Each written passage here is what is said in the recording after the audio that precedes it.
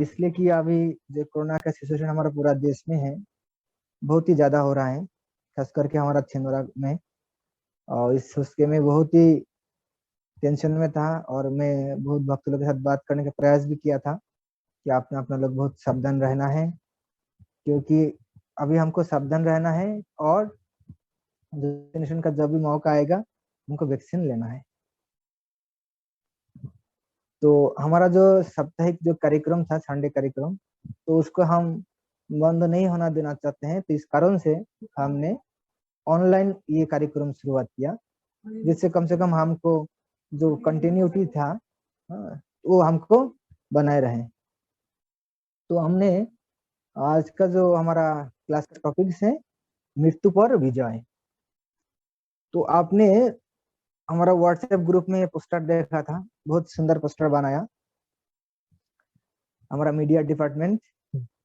तो उसमें हम देखते हैं जे एक व्यक्ति, उनको जन्मों से शुरू करके धीरे धीरे उनका शरीर का परिवर्तन होते रहते हैं, और इस प्रकार धीरे धीरे आगे जाके समय वो बुढ़ा हो जाते हैं और उनका शरीर त्याग देते हैं, फिर नया करके उनका दूसरा शरीर मिलते हैं। तो क्यों ये फोटो आज का पोस्टर में दिया था, इसका वजह है जो श्रीमद् भागवत गीता का दूसरा अध्याय, जिसका शिरोनाम गीता का सार और श्लोक संख्या 13, वो श्लोक आज हम एक बार उच्चारण करेंगे, पढ़ेंगे। उसके बाद इसके ऊपर हम चर्चा करेंगे।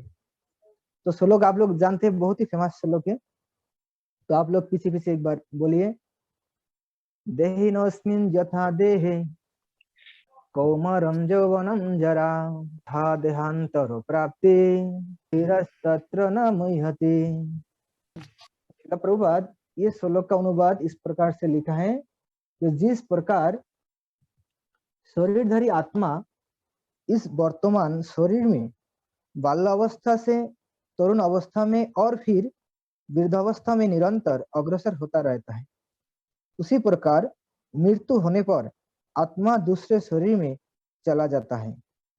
धीर व्यक्ति ऐसे परिवर्तन से मोह को प्राप्त नहीं होता।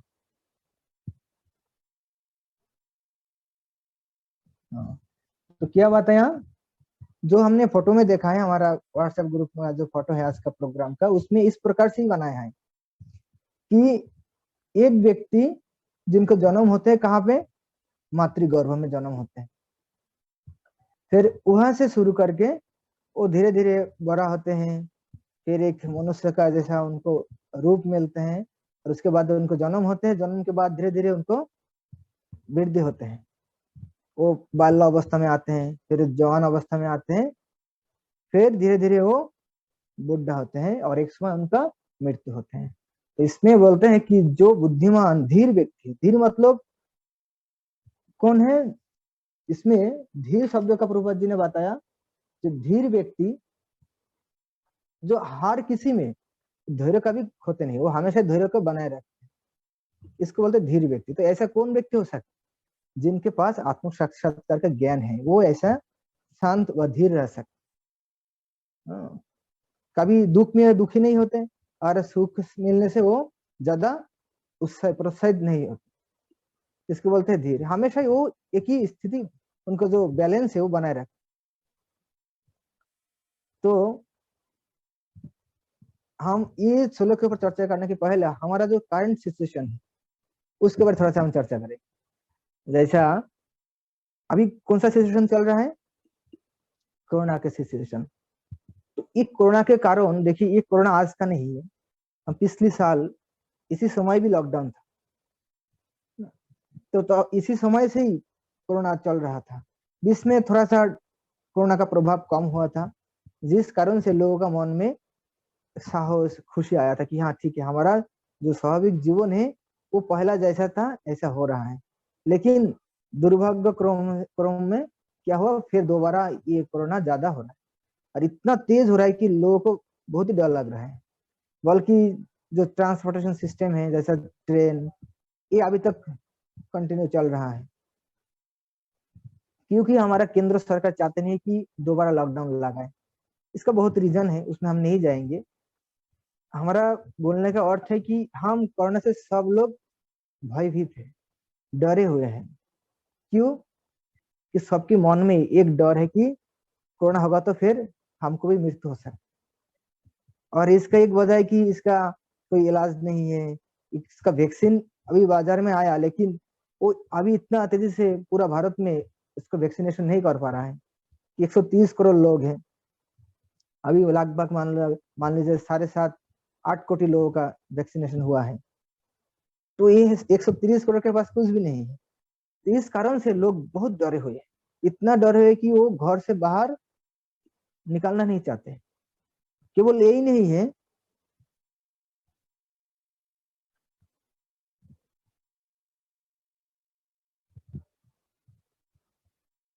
कि वो जैसा मान लो एकदम जो हमारा जो अपना लोग है, एक ही घर पे हम रहते हैं, ये हमारे बहुत निकट आत्मीय है, रिश्तेदार है, उनका मौत होने के बावजूद उनका जो सत्कार होते हैं, शमशान में ले जाते हैं, उसमें भी लोग जाना नहीं चाहते। क्योंकि एक ऐसा एक बीमारी है जो इनका नजदीक में जाने से दूसरा को भी होते हैं, और होने से क्या होगा, डर क्या है, डर है उनको मृत्यु होगी।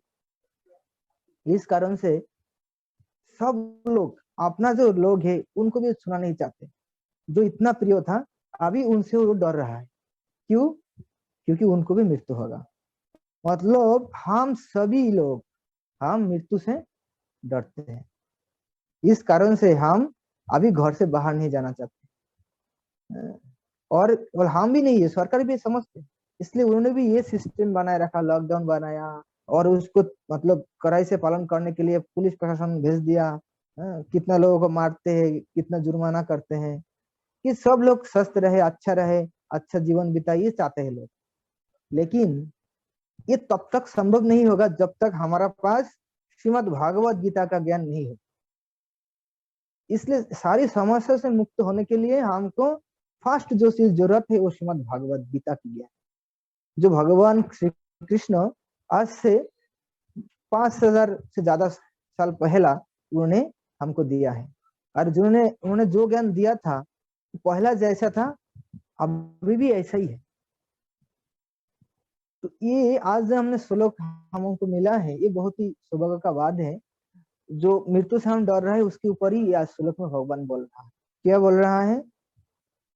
अर्जुन जब वो देख रहे थे कि उनके सामने उनके जो प्रिय पितामह भीष्म, गुरु द्रोणाचार्य, उनका श्याला, उनका भाई, उनका मित्र, ये सब आया युद्ध करने के लिए। तो ये सबको मारना पड़ेगा, नहीं तो खुद को मारना पड़ेगा। तो एक योद्धा होने के नाते वो खुद कभी मरते नहीं है, हमेशा ही उनका जो योग्यता है उसको दुनिया के सामने पेश करने के लिए वो प्राण से लड़ाई करते हैं। मतलब मान लो युद्ध में जय होगा तो क्या होगा, सबको मारना पड़ेगा। इस कारण से अर्जुन ने बहुत डरे हुए थे कि इनको मैं मार डालूंगा, और इनको मारने से मेरा ऐसा राज्य नहीं चाहिए। तो मृत्यु से वो भी डर रहे थे। तो भगवान कृष्ण उनको समझा रहे थे, तुम जिस मृत्यु से डर रहे हो ऐसा कुछ नहीं है। तो हम देखते इसमें भगवान बोलते हैं कि एक व्यक्ति व्यक्ति मतलब हम कौन है, हम पिछली क्लास में सुने हैं, हम कौन है, हम आत्मा है। तो आत्मा वो क्या होते हैं, मार्थिव गर्भ में वो आते हैं, उनका नया का शरीर मिलता है और उनका दुनिया में जन्म होते हैं। उसके बाद धीरे धीरे उनको परिवर्तन होते हैं। इस प्रकार किस प्रकार से परिवर्तन होते हैं, जैसे भगवत गीता में आज का श्लोक में बताया, बाल्यावस्था, फिर कैशोर, फिर जवान, फिर बुढ़ा, और एक समय उनका मृत्यु होते हैं, फिर दोबारा जन्म होते हैं। तो बोलते हैं ये आत्मा है। आत्मा किस प्रकार होते हैं, आत्मा का कभी परिवर्तन नहीं होता, वो पहला जैसा था अभी भी ऐसा ही है और आगे भी ऐसा ही रहेंगे। जिस प्रकार से पिछले श्लोक में 12 नंबर श्लोक में हम लास्ट हमारा संडे क्लास में हम सुने थे सिंधुरा में, कि न ते हम जाते नाशम न तम ने में जनाधिपा। ये श्लोक में जो कहते कि जो ये सारी सैन्यों राजा लोगों को तुम देख रहे हो, इसको सबको अस्तित्व तो पहला भी था, अभी भी है, और भविष्य में भी सबको अस्तित्व रहेगा। मतलब ये आत्मा, इसका कभी क्षय नहीं होती, इसका कभी परिवर्तन नहीं होता। ये सब एक स्वतंत्र व्यक्ति है। इस कारण से हम देखेंगे आगे भगवत गीता में, ये दूसरा अध्याय में वर्णन करते कि आत्मा का कभी जन्म नहीं होते, आत्मा कभी मृत्यु नहीं होते। आप लोग भी जानते हैं, तो आत्मा का जन्म नहीं होते, मृत्यु नहीं होते, तो ये परिवर्तन किसका हो रहा है? परिवर्तन शरीर का हो रहा है। इसलिए जो बुद्धिमान व्यक्ति है, जिनको आत्म साक्षात्कार ज्ञान है, वो इस प्रकार परिवर्तन से कभी दुखी नहीं होते। श्रील प्रभुपाद इस श्लोक का तात्पर्य में कहते हैं कि उनका जो प्रिय पितामह भीष्म और द्रोणाचार्य, ये दोनों महात्मा थे, क्योंकि ये धर्मों जानते थे और खुद पालन भी करते थे, लेकिन दुर्भाग्यवश उनका जीवन में ऐसा कुछ संगति हुआ है जिस कारण से वो अभी अधर्म का पक्ष में है।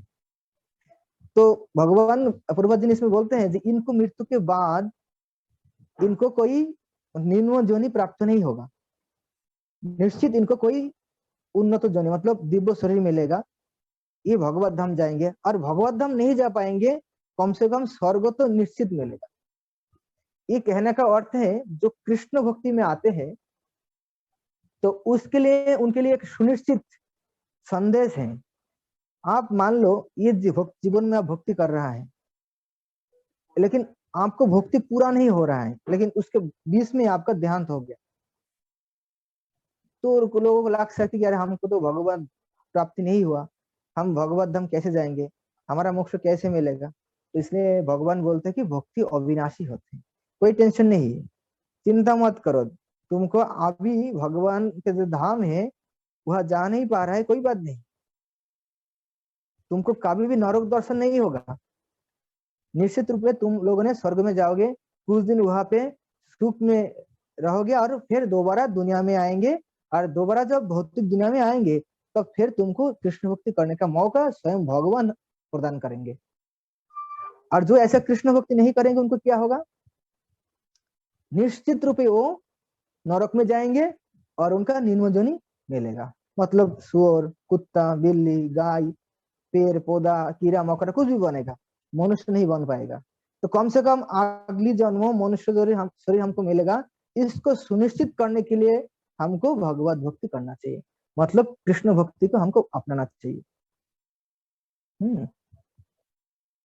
तो अभी हम जो चर्चा कर रहे थे, हम मृत्यु से सब डर रहा है।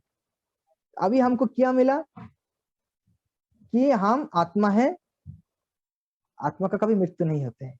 ये क्या होते हैं? जब कोई शरीर को वो ग्रहण करते उसको बोलते हैं जन्म, जब शरीर को त्याग करते उसको बोलते हैं मृत्यु।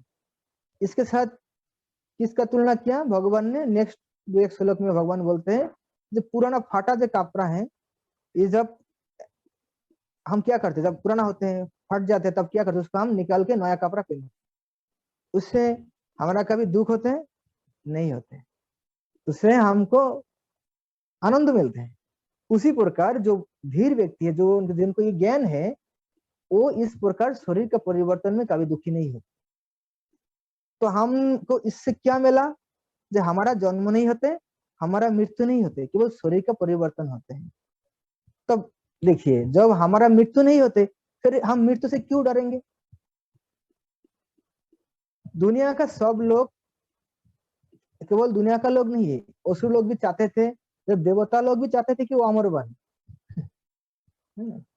लेकिन अमर बन नहीं पाया। और देवता लोग जो हम देखते हैं अमर बन गए, लेकिन वो भी बहुत सालों के बाद उनका भी मृत्यु होगा। लेकिन जो कृष्ण भक्ति को अपनाते हैं, जिनको ये ज्ञान मिल गया, जैसे आप लोगों को मिल गया, तो आपको जन्म होगा नहीं, आपको मृत्यु होगा नहीं, तो आपको हमको क्या होगा? हमारे केवल शरीर का परिवर्तन होगा, हमको ये शरीर खत्म हो जाए फिर नया शरीर मिलेगा, लेकिन हमारा तो मृत्यु नहीं होते, मतलब हमारा मृत्यु नहीं, हमारा जन्म नहीं, तो हम क्या बन गया? हम अमर बन गया। तो देखिए अमर बनना कितना सरल है, किसके पास आने से हमको ऐसा ज्ञान मिला जिस ज्ञान से हम अमर बन गया? तो भगवत गीता के पास आने से। तो इसलिए हम बोलते हैं कि हम तो आत्मा है, आत्मा का कोई मृत्यु नहीं, इसलिए हमको मृत्यु से डरना नहीं है। मृत्यु को कैसे हमको ग्रहण करना है वो तरीका हमको जानना चाहिए, और जब ये तरीके हम जानेंगे तो ये जो मृत्यु हमारे एक बार होगा, यही हमारे लिए लास्ट मृत्यु होगी, मतलब ये मृत्यु के ऊपर हम पूर्ण रूप से विजय प्राप्त करेंगे। तो कैसे ये होगा? तो छोटा सा हम आपको एक कहानी सुनाते श्रीमद् भागवतम से। श्रीमद् भागवतम में अजामिल का एक कहानी आते हैं, ये सत्य कथा है। तो अजामिल नाम से एक व्यक्ति थे, वो ब्राह्मण कुल का था, बहुत निष्ठावान ब्रह्मचारी, नैष्ठिक ब्रह्मचारी और निष्ठावान ब्राह्मण। पिता का सारी धार्मिक धार्मिक जो कार्यक्रम है उसमें पूर्ण रूप से वो सेवा करते थे। पिता का एकदम जो आदेश पालनकारी पुत्र थे, और उनका एक सती साध्वी एक स्त्री भी थी। लेकिन दुर्भाग्यवश एक दिन उन्होंने उनका पिता का आदेश से फूल, लकड़ी, पूजा का सामग्री, यज्ञ हवन करने का सामग्री लाने के लिए जंगल में गए थे। लेकिन लौटते वक्त उन्होंने एक वेश्या और शूद्र को उन्हें आपस में आलिंगन करते हुए देखा। जब ये चीज उन्होंने देखा था तब उनको मन में वो वेश्या को पाने के लिए इच्छा आया था। तो वेश्या तो हमेशा पापी होते हैं, तो आगे जाके उनका मन में वो एकदम गहरे रूप में वो छुप गया, जिस कारण से उसको निकल नहीं पाया। तो सारे धर्मों को त्याग करके वो वेश्या को अपना लिया, वेश्या को घर पे लेके आया और वेश्या के साथ उन्होंने जीवन बिताने लगा। और उनकी गर्भ से उन्होंने 10-10 पुत्र को सृष्टि किया। उनका आखिरी जो पुत्र है उनका नाम रखा था नारायण। मैं बहुत संक्षेप में बोल रहा हूँ क्योंकि इसके बारे में हम बाद में कभी चर्चा करेंगे। हमारा जो मेन पॉइंट है उसके ऊपर हम फोकस करते हैं।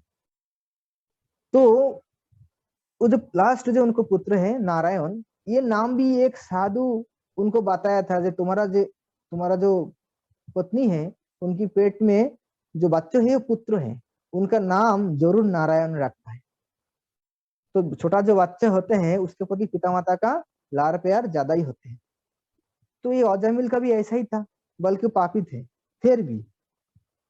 तो पुत्र का नाम क्या रखा? नारायण। तो उनको खाते सोमाए, बैठते सोमाए, नहाते सोमाए, घूमते सोमाए, कभी भी ओ उनको पुत्र नारायण, बेटा आ जाओ, नारायण चलो, नारायण खाने के लिए आ जाओ, हमेशा ही नारायण नारायण करते थे। जब उनका मृत्यु का समय हुआ तब वो तो भगवान का भक्त नहीं थे, इसलिए सारी यमदूत आ गया, उनको रस्सी से बांध के पीट पीट के लेने के लिए आ गया। इतना भयंकर रूप देखने से उनका मल मूत्र उन्हें त्याग दिया, पूरा बेड को उन्होंने गंदा कर दिया। देखने से ही डर गए इस प्रकार से। जब उन्होंने आया तो वो डर के मारे किसको बुलाएंगे, हमेशा ही किसको याद करेंगे। हमेशा ही जिनके बारे याद हो रहा था वो कौन था, जिनको हमेशा ही वो बुलाता था, वो था नारायण, उनका पुत्र। तो वो डर के मारे नारायण नारायण बोल के उन्होंने चिल्लाया। बल्कि नारायण कौन था? उनका पुत्र थे, वो भगवान को नहीं बुलाया। लेकिन ये नारायण किसका नाम है? ये भगवान का नाम है। तो साथ साथ जो आसपास में हमारा विष्णु दूत भी घूमते रहे थे, उनका भगवान के भक्त को रक्षा करने के लिए, साथ साथ उनके सामने सारी विष्णु दूत प्रकट हो गया। प्रकट होके सारी जमदूत को उन्होंने भगा दिया और उनको उन्होंने आश्वस्त किया, तुम चिंता मत करो, तुम हमारा प्रभु श्री नारायण को नाम लिया है, तुम्हारा सारी जिम्मेदारी हमारा है। तो इस प्रकार से उन्होंने ये जो विष्णुदूत हैं ये सारी जमदूत को भगा दिया।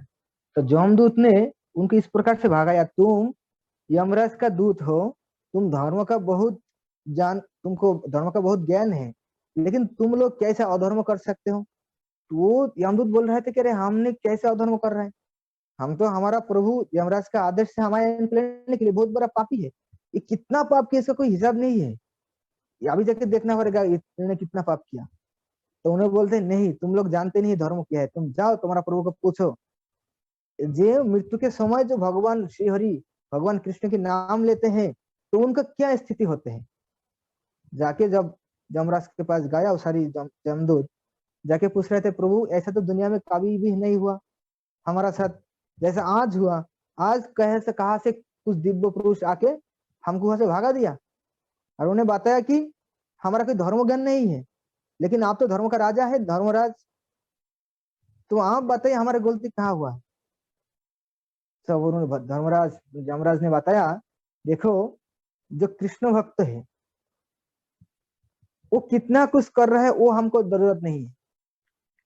कृष्ण भक्त उनको देखने से ही दूर से प्रणाम करके भाग जा, कभी उनको नजदीक में तो जाना ही नहीं, दूर से देख के प्रणाम करके भाग जाए, क्योंकि ये सारी जिम्मेदारी भगवान कृष्ण की है, इसके ऊपर मेरा कोई हाथ नहीं। तो ये जो अजामिल है, आगे जाके अजामिल उनको आदेश दिया कि तुम जाओ, आगे जाके बद्री के आश्रम में वो गाया था नेक्स्ट जन्म में, फिर वहां जाके तपस्या किया, भगवान के आशीर्वाद से वो जो दिव्य रथ आया और दिव्य रथ पे चढ़ के वो भगवत धाम चले गए। ये कैसे संभव हुआ? केवल भगवान के नाम अनजान में लेने से। तो आप अभी सोचिए, हम जानबूझ के जब भगवान की जिस नाम जो साक्षात भगवान को के लिए हमारे लिए दिया है, हरे कृष्ण कृष्ण कृष्ण हरे हरे, हरे राम राम राम हरे हरे, ये जब हम जानबूझ करके प्रेम से ये नाम को जप करेंगे तो हमारा क्या फल मिलेगा, हमारे लिए भगवान क्या इंतजाम करेंगे, हम सोच नहीं पाएंगे। इसलिए जो बुद्धिमान है उनको क्या करना चाहिए? केवल भगवान का नाम उनको हृदय प्रेम से जप करना है, कीर्तन करना है। और गीता में भगवान, भागवत में भगवान जो इंस्ट्रक्शन दिया है हमको, उसका अच्छा से फॉलो करना है। तब हमारा जो ये मृत्यु होगी, ये हमारे लिए लास्ट मृत्यु बन गया, इसके बाद हमारा जन्म ही नहीं में होगा, क्योंकि भगवान ने बताया 8 अध्याय का 5 नंबर श्लोक में, क्या श्लोक उसमें बताया? अंत काले च मामेव स्मरण मुक्त कले वरम। मृत्यु काल में जो भगवान की याद करते हैं, शरीर को त्याग करते हैं, वो कहा जाते हैं भगवत धाम चले जाते हैं। तो भगवान का धाम में जो एक बार जाते हैं वो दोबारा एक भौतिक दुनिया में आते ही नहीं, मतलब उनका जन्म नहीं होता है। तो देखिए, जो कृष्ण भक्ति को ग्रहण करते हैं, भगवान की नाम जप करते हैं, गीता भागवत की जो आदेश उसको फॉलो करते हैं, तो उनको ये मृत्यु लास्ट मृत्यु, मतलब ये मृत्यु के ऊपर उन्होंने पूरा विजय प्राप्त कर लिया। वो भी कैसे है? ये मृत्यु के समय, मृत्यु जब आएंगे आके आपको हाथ जोड़ करके बोलेंगे, आप हमको स्वीकार कीजिए, हमको आशीर्वाद दीजिए, और आप आपकी धाम भगवत धाम चले जाइए। ऐसा नहीं कि आपको मार पीट के ले जाएंगे जैसा जमदूत आते हैं। इस प्रकार एक कृष्ण भक्त ही केवल ये मृत्यु को जय कर सकते हैं। इसलिए शिला प्रभुपाद एक पुस्तक भी लिखा है, जो मृत्यु की पराजय। आप लोगों को कभी आगे आप लोग इस पुस्तक को खरीद करके पढ़ना, तो देखेंगे प्रभुपाद कितना अच्छा से इसको वर्णन किया है। और हम क्यों भक्ति करना हमारे लिए इतना जरूरी है, और जो लोग नहीं करते उनकी स्थिति क्या है? इस प्रकार से होते हैं जो साधारण व्यक्ति है, जो जिनके पास थोड़ा संपद, थोड़ा ज्ञान, कुछ रूप, यश, मान, प्रतिष्ठा मिलते हैं, तो घमंडी बन जाते हैं, वो सोचते में बहुत बड़ा कुछ बन गया। लेकिन हमारा स्थिति क्या है? हम आत्मा है, और आत्मा, उनका स्वरूप क्या है? भगवान की सेवा करना। और इसको थोड़ा सा हम अच्छा से जानने के लिए जस्ट 1 मिनट में बोलूंगा। ये जो हमारा भौतिक ब्रह्मांड है, ये भगवत धाम का बहुत ही छोटा सा एक पार्ट है। हम संक्षेप में बोलेंगे इस प्रकार, जैसा महाविष्णु से सारी ब्रह्मांडों का सृष्टि हुआ है। जो महाविष्णु है उनका जो रोमकूप है, उसमें बुलबुला सृष्टि होते हैं, एक एक बुलबुला मतलब एक एक ब्रह्मांड, और एक एक बुलबुला के अंदर एक एक गर्भोदक्षयी विष्णु की स्थिति होते हैं, और एक एक गर्भोदक्षयी विष्णु का नाभि से कमल सृष्टि होते, उसके अंदर ब्रह्मा जी का सृष्टि होता है। ब्रह्मा जी ने ये 14 भुवन का एक दुनिया बनाते हैं, उसको बोलते हैं भौतिक दुनिया। इसमें से 14 जो लोग हैं, इनमें से एक लोग होते हैं एक लोग होते हैं मर्त्य लोग। और ये देखिए पृथ्वी कितना बड़ा है, वो इतना बड़ा दुनिया है, पृथ्वी है, उसमें से भारत एक देश है। भारत के अंदर कितना सारे स्टेट है, उसमें से एमपी एक स्टेट है। एमपी में कितना सारे जिला है, उनमें से छिंदवाड़ा एक जिला है। छिंदवाड़ा डिस्ट्रिक्ट के अंदर कितना सारी तहसील है, कितना सारी गांव है, कितना सारी कॉलोनी है, कितना सारी घर है, उसके अंदर हम एक व्यक्ति है। तो हमारा स्थिति कितना छोटा है, तो हमारा इतना घमंडी कहाँ से आ सकता? इसलिए हमका आध्यात्मिक ज्ञान बहुत ही आवश्यक है। इसलिए हमको हर रोज इस प्रकार से भगवत गीता पढ़ना चाहिए, और भगवान की नाम जप करना चाहिए। तो अब हमारा जो भगवान के प्रति जो प्रेम है, उनके प्रति जो भक्ति है, ये कभी कम नहीं होगा। हमारे हृदय में कभी घमंड नहीं आएगा, अहंकार नहीं आएगा। तो अब हम आसानी से ये छोटा सा हमारा जो जीवन मिला है, ये जीवन में ही हम मृत्यु को जय कर सकते हैं। और हमारा जो असली घर, हमारा परम पिता भगवान श्री कृष्ण, उनकी जो घर है गोलोक वृंदावन, वहां पे हम प्रेम आनंद से हम चले जाएंगे, जहाँ पे हम नित्य काल के लिए आनंद में रहेंगे। यही होते हैं हमारा जीवन का असली लक्ष्य। हरे कृष्णा, सबको बहुत बहुत धन्यवाद।